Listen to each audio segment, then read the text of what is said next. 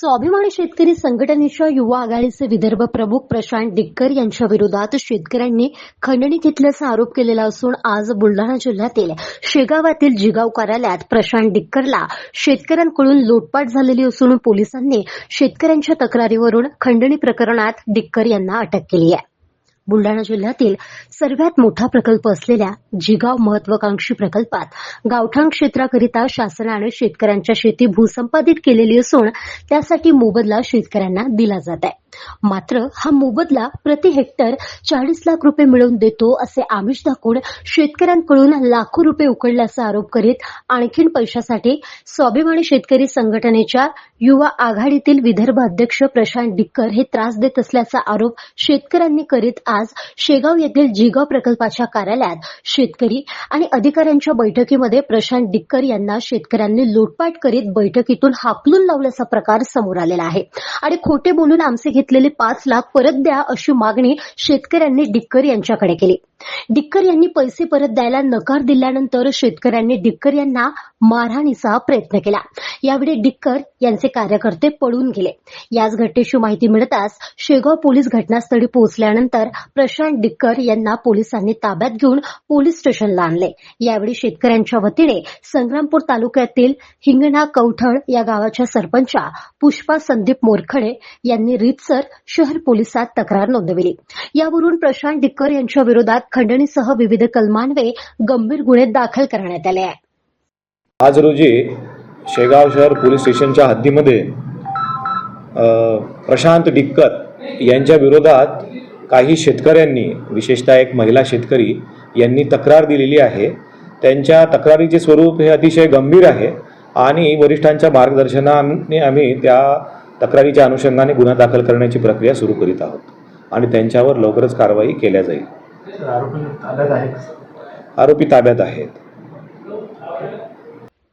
स्वाभिमानीचे Prashant decker हे शेतकऱ्यांनाच blackmail करून त्यांच्याकडून आमिष दाखवून पैसे उकळण्याचा प्रकार करीत आहे, अशी तक्रार आज शेतकऱ्यांनी पोलिसात नोंदवली आहे। आमची एवढीच मागणी आहे की डिक्करांनी आम्हाला मिळत असलेल्या आर्थिक मोबदल्यात ढवळाढवळ करू नये आणि ब्लॅकमेल करू नये आणि डिक्कर यांच्यावर 5 लाख घेतल्याप्रकरणी खंडणीची कार्यवाही करावी, अशी मागणी शेतकऱ्यांनी केली आहे। गाव माझा न्यूज करिता राजेंद्र ससाणे, जळगाव जामोद, बुलढाणा।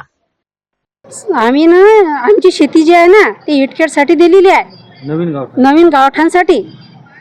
तर मग हे प्रशांत डिक्कर साहेब 15-8 दिवसाच्या आधी आले होते आमच्याकडे। ते म्हणत की आम्हाला तुम्ही पैसे द्या 5 लाख रुपये। मग आम्ही सर्व शेतकऱ्यांनी आम्ही त्यांना 5 लाख रुपये दिले। ते म्हणत की आम्ही तुम्हाला 40 लाख रुपयानं तुमचं मोबदला देतो, जमिनीचा मोबदला देतो। तर आम्ही म्हटलं बरं बा। मग ते आज ते संग्रामपूर वरड बकालून पातुर्डा फाटा इकडे आले। आज 8 वाजतापासून आम्ही 12 वाजेत लोक 200 शेतकरी होते। आम्ही सांगितलं की बुवा तुम्ही जाऊ नका प्रकल्पात। मग आज ते ना वेगळी डिमांड केली 5 लाख रुपये द्या म्हणून। हां, तर बा तुम्ही जाऊ नका, आम्ही तुमच्या पाया लागतो, तुम्ही जाऊ नका त्या दिवसात प्रकल्पात, आमची नुकसान करू नका शेतकऱ्याची, आम्ही भूमी आणून राहिलो।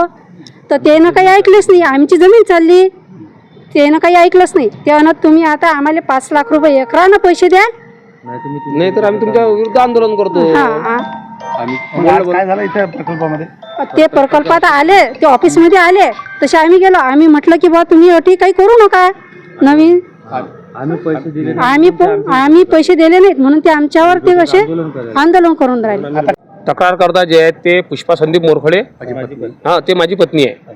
आणि याच्यात आमची फक्त एकच अशी अट आहे सरकारले की बुवा जे हे होऊन राहिलं याच्यात आम्हाला कास्तकार लोकांना कोणत्याच प्रकारचं नुकसानग्रस्त झालं नाही पाहिजे आम्ही।